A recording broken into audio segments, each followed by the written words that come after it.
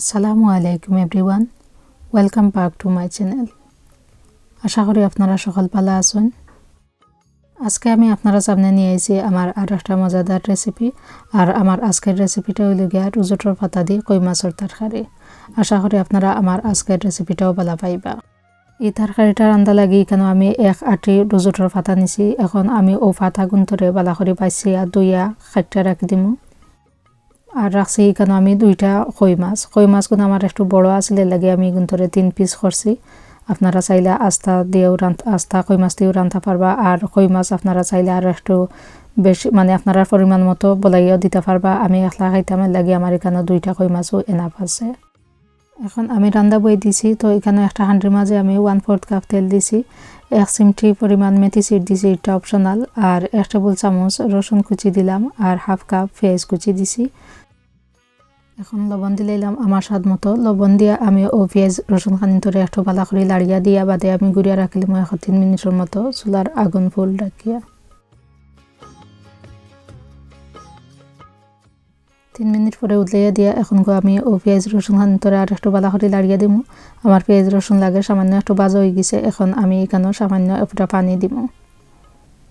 পানি দিয়া এরপরে আমি দিব এখানে কিছু কাঁচামরিচ, এখন 4-5টা কাঁচামরিচ আমি কাটিয়ে দিছি। এরপরে আমি দিলাম পাউডার মশলা দিবা লাগে এখানে আমি ছোটো 4 চামচ ইউজ করছি। ছোটো 4 চামচে 1 চামচ লাল মরিচের গুঁড়া দিলাম, 1 চামচ ধনিয়ার গুঁড়া দিলাম, 1/2 চামচ হলুদের গুঁড়া আর 1/4 চামচের মতো জিরার গুঁড়া। সব পাউডার মশলা দিয়া এখন আমি ও মশলাখানি ধরে ভালো করে পেঁয়াজলকে মিক্স করিয়ে নিয়ে একটু ভালো করে কষাইয়ে নিব।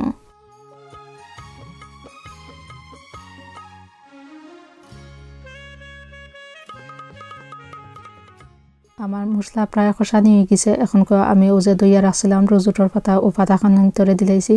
পাতা দিয়া পাতারেও ভালো করে আমি মশলার লগে মিক্স করিয়া নিমু। পাতা দিয়া আমি আর গুড়িয়া রাখতাম না, যে সময় পাতাখানি একটু মজিয়ে আইব ওই সময় গিয়ে আমি দিলাইমু মাছ দিয়া মাছখানি ধরেও পাতা লগে আমি ভালো করে মিক্স করিয়া নিমু। ভালো করে একটু মিক্স করা হয়ে গেলে এরপরে এখানে আমি দিব সামান্য ফুটা পানি দিয়া এরপরে আমি আবার গুড়িয়া রাখবো আরও 3 মিনিটের মতো। আর এই সময় আমার চুলার আগুন মিডিয়ামের মাঝে থাকবো।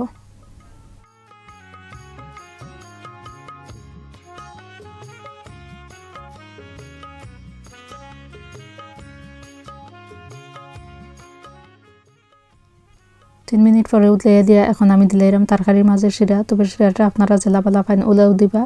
আমি এখানে রুজোটর পাতার তরকারি রান্নাম একটু পাতলা শিরা আমার ভালো লাগে। তো শিরা দিয়া আমি গুড়িয়া রাখি দিছিলাম এখন 5 মিনিটের মতো চুলার আগুন ফুল রাখিয়া। এখন আমি আবার উতলাইয়া দিয়া সামান্য কিছু ধনিয়া পাতা দিলাম। ধনিয়া পাতা দিয়া আমি আরও একবার গুড়িয়া রাখিলাম আরও 1 মিনিটের মতো। আরও 1 মিনিট পরে এখন আমার রান্না হয়ে গেছে। আমি চুলার আগুন অফ করে দিছি। এখন আমি আপনারা একটা সার্ভিং ডিশের মাঝে লইয়া দেখাইলাম। তো রেডি এগুলো ভিউয়ার্স, আমার খুব মজাদার একটা খানি রুজোটর পাতা দিয়া কই মাছের তরকারি। আশা করি আপনারা আমার আজকের রেসিপিটাও ভালো পাইছেন। আর আমার আজকের এই রেসিপিটা লাগে একটা রিকোয়েস্টও আছিল, তবে বাক্কা আগর একটা রিকোয়েস্ট আছিল। অতদিন আমি আসলে রুজোটর পাতা পাইছিলাম না, তো এখন পাইছি, এর গতিকে আমি রেসিপিটা আপলোড দিলাম। আর যে এই রেসিপিটা লাগে রিকোয়েস্ট করছিল, যদি আপনি দেখে থাকেন আশা করি আপনি ভালো পাইবা বা খুশি হইবা। আর আপনারা যারা দেখরা আমার রেসিপিটা যদি একটু ভালো পাইয়া দেখুন, তো প্লিজ আমার চ্যানেলটা লাইক করবা, শেয়ার করবা আর একটা সাবস্ক্রাইব করবা। আর যদি কোনো প্রশ্ন থাকে অবশ্যই আমার কমেন্ট করিয়া জানাইবা। থ্যাংক ইউ এভরিওয়ান, অত সময় আমার লগে থাকা লাগি। আজকের মতো বিদায় নিলাম। আল্লাহ হাফেজ।